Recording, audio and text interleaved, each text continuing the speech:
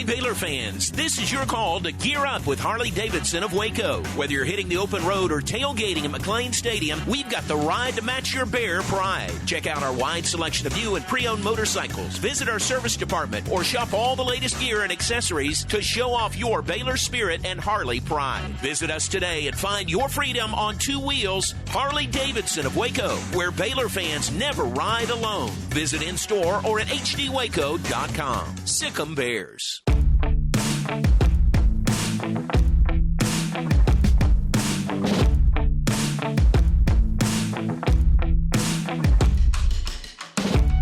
Hi, everybody, and welcome to this week's Sic Em Podcast presented by Harley-Davidson of Waco. We're glad you're with us this week. Let's check in on Baylor Football, visit with one of the new members of the Baylor staff, head of player personnel. Kaeron Johnson is with us, coming back home, played here at Baylor. You were here 2009 to 2012, 13, and let me say welcome back. We're glad you're back. Glad to be here. Yeah, and you have made some stops during your playing time. I mean, coaching stops, mostly high school. I guess all of them high school along the way until you came back here. Yes, sir.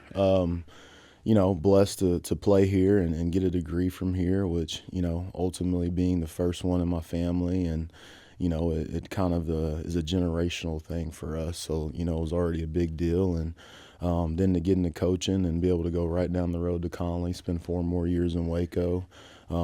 Opened up more doors, connections with coaches here, got us into Houston, and spent a little time down there, and then was fortunate to be the head coach at Waco University during a really good time. And so just blessed beyond belief, able to do things that I never thought that I'd be able to, and to be sitting in this seat, it's truly a blessing.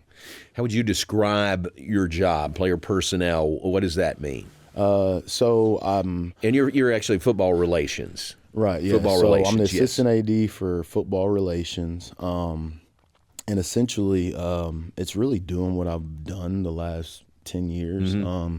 It's communicating with high school coaches, bridging the gap between college athletics and Texas high school football. And then, the cool thing about it is, no one's ever really ready to give up the whistle. With the new rules, Coach Aranda also allowed me to be able to coach a little bit. Yeah. So I'm able to help with the D-line and get to know those guys. And so I would say 70% of my time is spent networking with coaches and talking to them and figuring out how we can help them and, get them a part of our program. Bring alumni back was a big deal, especially the guys that played during my era and in that time. And so, it's a unique deal. When I was offered the job, I thought about it, and me and my wife talked about it, and college was never anything that I wanted to do just because I watched, her parents go through it, mm-hmm. and the moves they've made and everything. But with it being Baylor, I don't know how you can say no. Yeah. And so here I am. The first week I was like, what in the heck am I doing every single day? Right. But now I've gotten comfortable and used to it, and Coach Aranda's awesome. Coach Pallage on the defensive side. I get to work for one of the best defensive line coaches in the nation, and then Coach Wetzel is phenomenal. He's truly taken me under his wing and showed me everything that I need to know in order to be successful. And so, the home field of Baylor, it never left. I tell people all the time it was one of the best experiences I ever had, and Baylor continues to top it. Now that I'm 35 years old and working here instead of playing here. Wow, that's great. That's a pretty good recruiting pitch right there. Sorry, I blew your title. Football relations, following David Wetzel, who took over the B Association. But David, kind of a similar path. He was high school coaching, in fact, a high school head coach. When he came here to begin that role, you left a head coaching position to take this role here at Baylor. Yes, sir. And it's hard. I don't think anybody ever prepares you for what it's like from being the guy in charge mm-hmm. to, going back to being an assistant. And so the adjustment was different. Obviously, there's more hours involved, but just the adjustment of trying to figure out, where exactly you fit in, how you can help on a daily basis, and just the ins and outs of college football and everything that goes with it. And so the experience has been awesome. And so I'm just excited to keep learning and just keep growing here at Baylor. Great. And you mentioned your wife, Jordan. Jordan Clements was her maiden name. She knows college football, doesn't she? She knows college athletics. She and you both knew what you were getting into. 1,000%. And really, she's probably the biggest reason I did it. When you got a 3 and a 6-year-old, they're easily the best times of your life. Yeah.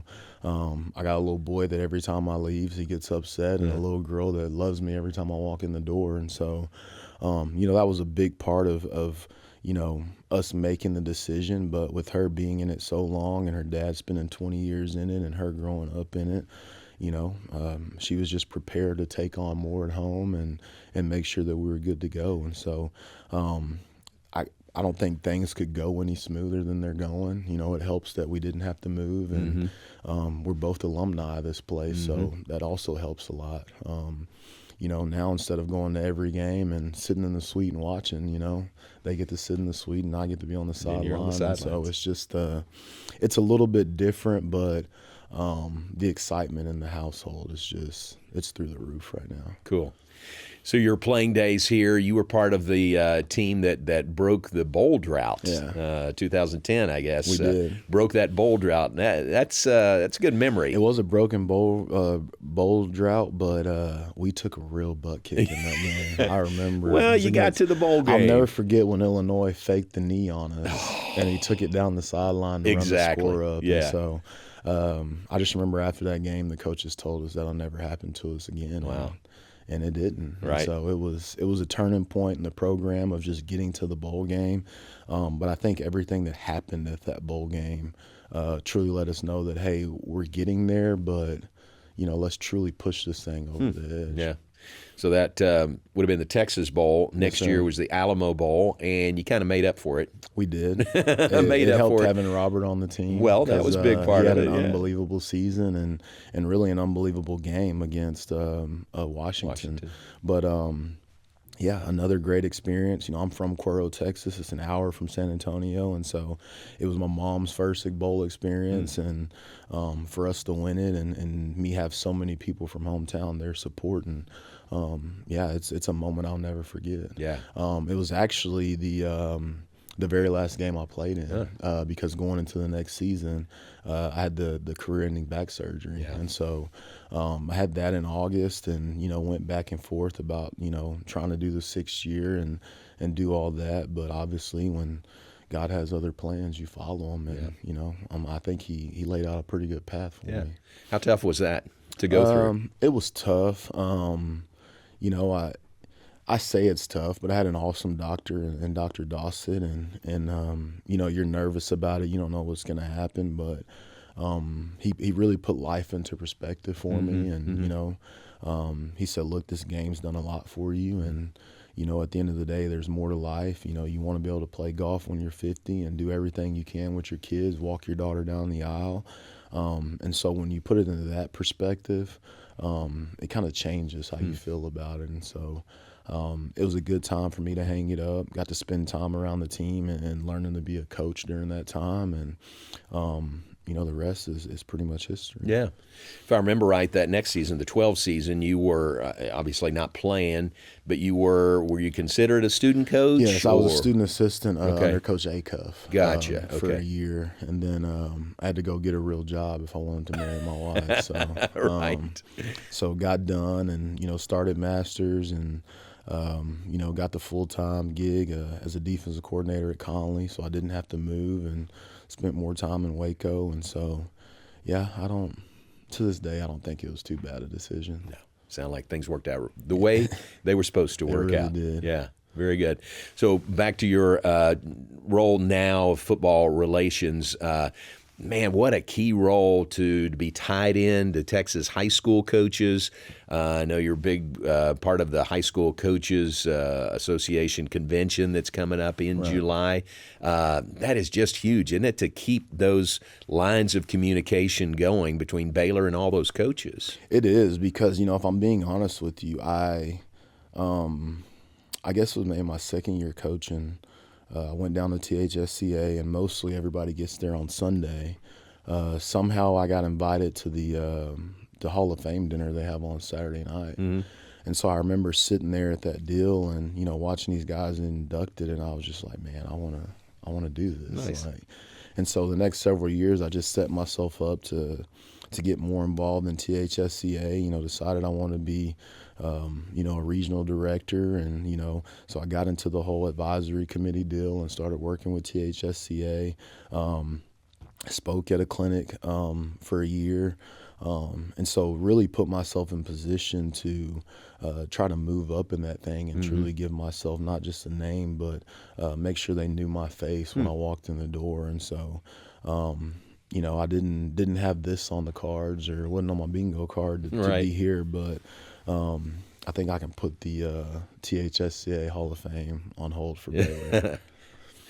So when you go down there for the convention in San Antonio in July, is that just to be there, to have a Baylor presence there? Do you have a set agenda, or what's that look like? Yeah, I mean, I think the biggest thing is obviously the Baylor presence there, and not just myself, but all of our coaches being there and letting the other high school coaches know that we are available, we are approachable. We want you guys around. But, you know, also, you know, Coach Aranda's asked to do a lot at that deal, so I try to make it as seamless for him as possible as far as getting down there, hotel, meetings he's got to attend. You know, we host a social along with Coach Wetzel, which is a huge event because I get to see a bunch of ex-teammates, guys that came before me, after me. And then you also see people that played other sports that are just at the convention. And so that's a big deal. And then just, you know, like I said, you know, the more people that you can make feel welcome and at home being at Baylor, the better this place is going to be.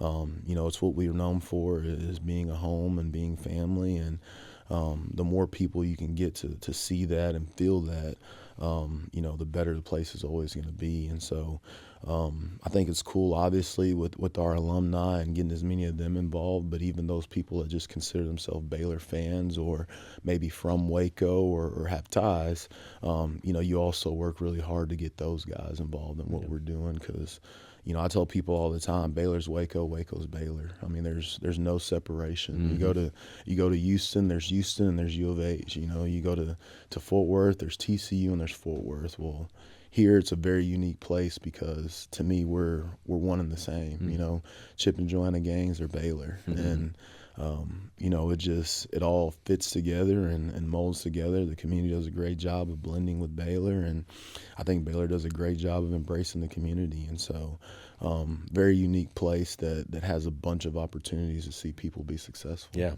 very cool. Well, you're the right guy for this job. I mean, you can tell that. So we're glad you are back at Baylor. Glad you didn't have to move. So that's kind of a plus, isn't it? Yeah, save Baylor some money too. Well, that's true also. What do you think about, you know, you're in college football at a really interesting time with the House settlement recently and the NIL. I mean, it's just so different now, isn't it, even a few years ago that you were playing? It is, and it has its good and it has its bad. You know, obviously it's very different for me just because I'm still trying to figure out how to navigate it all. But at the end of the day, you know, I think that eventually everybody's going to get it right, and student athletes are going to be taken care of the way they're supposed to. And, you know, hopefully along with that comes the taking care of the universities also, because I do think that they're the ones that are hurting the most in this. But I think that once they get it all together, it's going to be a great thing for everybody. And so I'm excited to see it go forward, excited about the House settlement being signed and everything. And so time will only tell what it's going to look like. And so we can all guess and, you know, say we think this or think that, but until we really get into the, you know, knee deep of it and start to really figure it out and fine comb it, you know, there's always going to be a bunch of questions to be asked. I think we're all sort of learning on the fly here. And am I right, even with your position, football relations, you're going to be able to help out on the field some too? Yes, sir. Yeah. Yes, sir. D-line?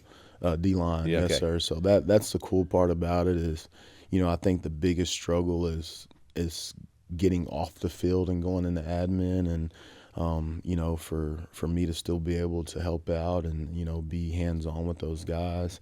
it definitely makes it that more, easier to adjust to, but also makes it feel like, I definitely make the right decision in coming home. Very cool. We're glad you're here. Best to Jordan, and thanks for being with us on the Sic Em Podcast. Yes, sir. I appreciate you having me. All right. Kaeron Johnson, our guest on the Sic Em Podcast, presented by Harley-Davidson of Waco.